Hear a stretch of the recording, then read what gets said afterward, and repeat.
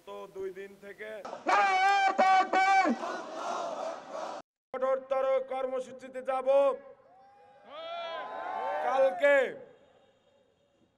জনদুর্ভোগ বিবেচনায় নিয়ে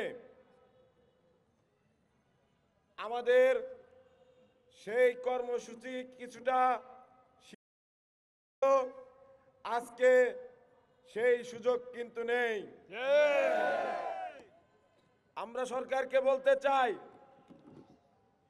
আপনারা কোর্ট বসানোর জন্য একবার কেরানীগঞ্জ, একবার বকশীবাজারের আলিয়া মাদ্রাসা ফিক্স করে দেবেন। আপনারা জানেন, একটি শিক্ষা প্রতিষ্ঠানে যদি আপনারা কোর্ট বসাতে চান, খুব স্বাভাবিকভাবেই সেখানকার শিক্ষার্থীরা বাধা দেবে।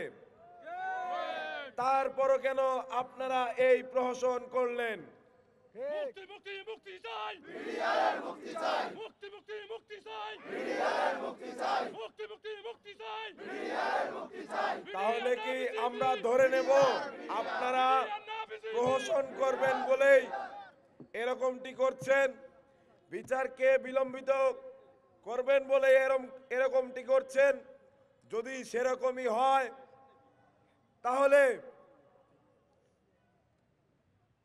আজকে দুপুর 1টার সময় শাহবাগ চত্বর ব্লকেডের অভিমুখে আমাদের শহীদ মিনার থেকে পদযাত্রা শুরু হবে। এটা দেখি তো 28 নম্বর তারা আদালত মুলতবি করেছিল, তারা সময় চাইছে। এই আজকে 9 তারিখে জামিন শুনানি হওয়ার কথা ছিল বা কোর্ট পরিচালিত হবে। তাহলে আপনারা একটু বলেন তো, আর কোন মামলা এই বিডিআর হত্যা মামলা ছাড়া, এই বিস্ফোরক মামলা ছাড়া কোন মামলাটা এখন স্থগিত পর্যায়ে আছে? আমাদেরকে একটু প্রশ্নের উত্তর দিবেন কাইন্ডলি আপনারা। কোন মামলা, এই মামলা ছাড়া কোন মামলা স্থগিত আছে? আমাদের মামলাটা কেন স্থগিত থাকতেছে? আমরা কেন এভাবে ন্যায় বিচারের জন্য আমরা 16 বছরে তো প্রত্যেকটা মানুষ জেল কোড অনুযায়ী 21 বছরের জেল খেটে ফেলছে, 21 থেকে 22 বছরের। এরপরে আর কত শাস্তি দিতে চান আপনারা? এইখানে যাদেরকে ফাঁসি যাবজ্জীবন দিয়েছে তাদেরও তো শাস্তি আমরা ধরতে পারি যে 21 বছর তাদের খাটা হয়ে গেছে। আর কত? যাদের খালাস দিয়েছেন তাদেরকে কোন অপরাধে জেলে রাখতেছেন? আমি জানি ওইখানে প্রহসনের বিচার হয়েছে, লোক দেখার বিচার হয়েছে। আপনারা বিচার নিয়ে এত প্রহসন কেন? আপনারা জানেন স্বাধীন তদন্ত কমিশন গঠন করা হয়েছে।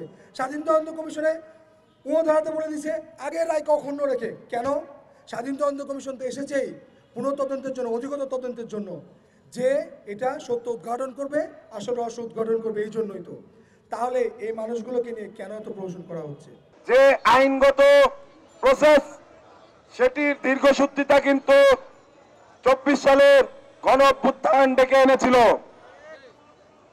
যখন আমরা হাসিনাকে ন্যায্য অধিকারের কথা বলতাম, তখন আমাদের ন্যায্য অধিকারের মতো অধিকারকে হাসিনা ফুটবলের মতো পাস করে দিত সংসদ থেকে হাইকোর্টে।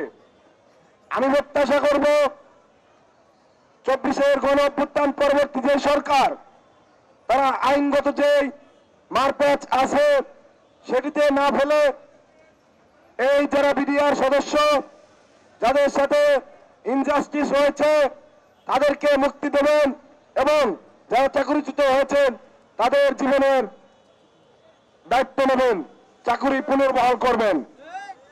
সংগ্রামী ভাই এবং বন্ধুগণ, সিআরপিসি 401 নং ধারা, সিআরপিসি 494 নং কিংবা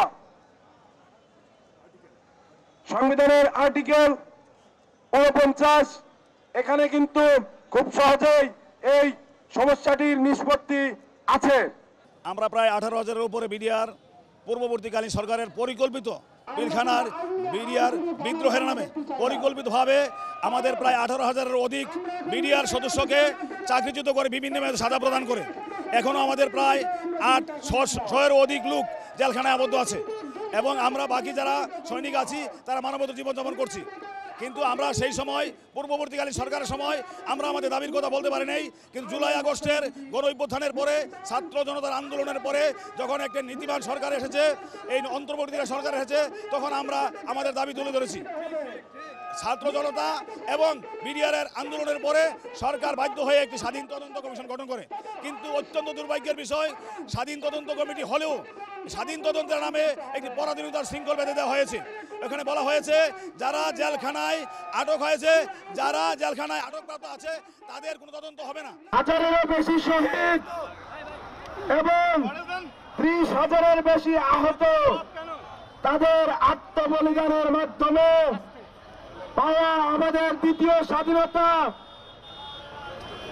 তার প্রেক্ষিতে পরবর্তী বাংলাদেশ, যে নতুন বাংলাদেশ গঠিত হওয়ার কথা ছিল, তার প্রতিফলন আমরা দেখতে পাচ্ছি না। রাজধানীবাসীকে আমি বলতে চাই, মাথার উপরে কেন 18,519 জন বিডিআরের ক্ষতিগ্রস্ত পরিবারের সদস্যদের পক্ষ থেকে এবং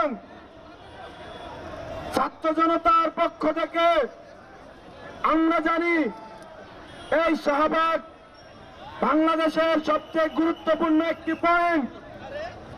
আমাদের উদ্দেশ্য কখনো এটি নয় জনদুর্ভোগ সৃষ্টি করা,